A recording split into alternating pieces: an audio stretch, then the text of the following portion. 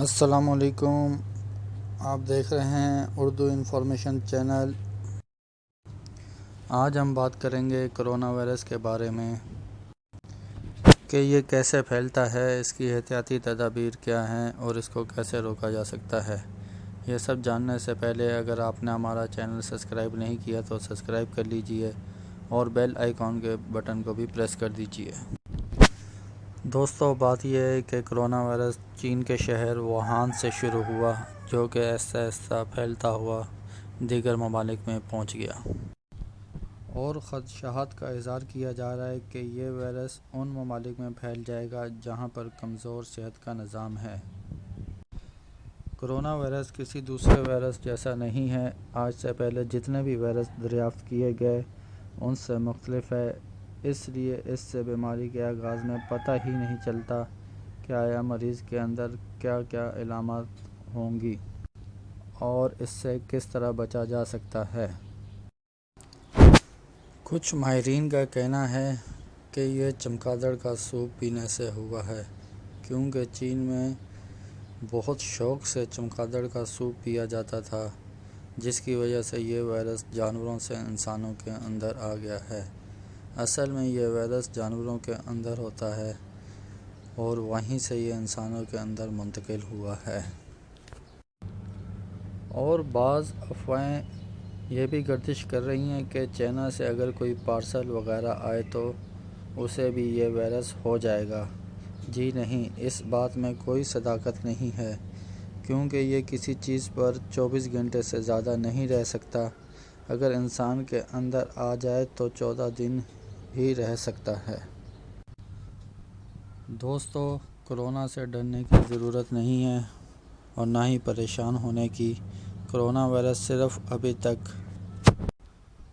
2% ہی لوگ اپنی جان سے گئے ہیں، جبکہ باقی 98% جن کو یہ وائرس ہوا تھا وہ خود بخود ختم ہو جاتا ہے اور وہ صحت یاب ہو گئے ہیں۔ یہ زیادہ تر ان لوگوں کو ہوتا ہے جو سگریٹ نوشی، تمباکو وغیرہ استعمال کرتے ہیں، یا جن کی عمر زیادہ ہوتی ہے، یا جو چھوٹے بچے ہوتے ہیں، یا پھر ان کو ہوتا ہے جن میں قوت مدافعت کم ہو،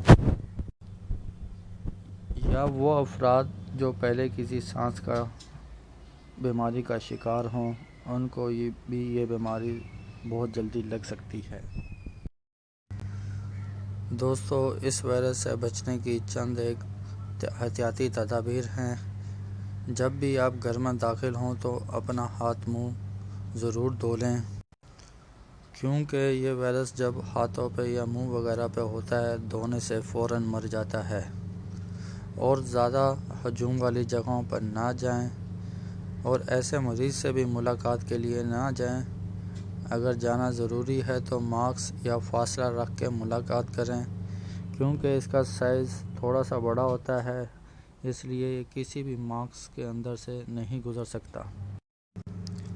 کہا جاتا ہے یہ سردیوں کا وائرس ہے، جیسے ہی گرمیاں سٹارٹ ہوں گی یا ٹمپریچر بڑھے گا یہ خود بخود مر جائے گا۔ یہ 30 سے زیادہ ٹمپریچر پر زندہ نہیں رہ سکتا، لہٰذا اپنے آپ کو زیادہ سے زیادہ دھوپ میں رکھیں اور لوگوں سے فاصلہ رکھیں تاکہ آپ کو اس سے بچ سکیں۔ اس کی علامات میں نزلہ، زکام، کھانسی، شدید بخار، نمونیا جیسا محسوس ہوتا ہے۔ اسی لیے زیادہ تر لوگ اس پر دھیان نہیں دیتے کہ یہ عام زکام، نزلہ یا کھانسی وغیرہ ہے، جو کہ بعد میں جا کے یہ کرونا وائرس بن جاتا ہے۔ لہٰذا آپ کو جیسے ہی شدید کھانسی، بخار یا نزلہ، زکام وغیرہ ہو تو فوری طور پر اپنے آپ کو چیک کرائیں تاکہ آپ اس سے محفوظ رہ سکیں۔ ویسے بھی ہم سب مسلمان ہیں، پانی سے یہ مر جاتا ہے۔ 5 ٹائم نماز پڑھیں، وضو کریں، یہ خود بخود ختم ہو جائے گا اور آپ اس سے محفوظ رہیں گے۔ میں امید کرتا ہوں آپ کو ہماری یہ ویڈیو پسند آئی ہوگی۔ اگر پسند آئی ہے تو لائک کیجئے، شیئر کیجئے۔ اللہ حافظ۔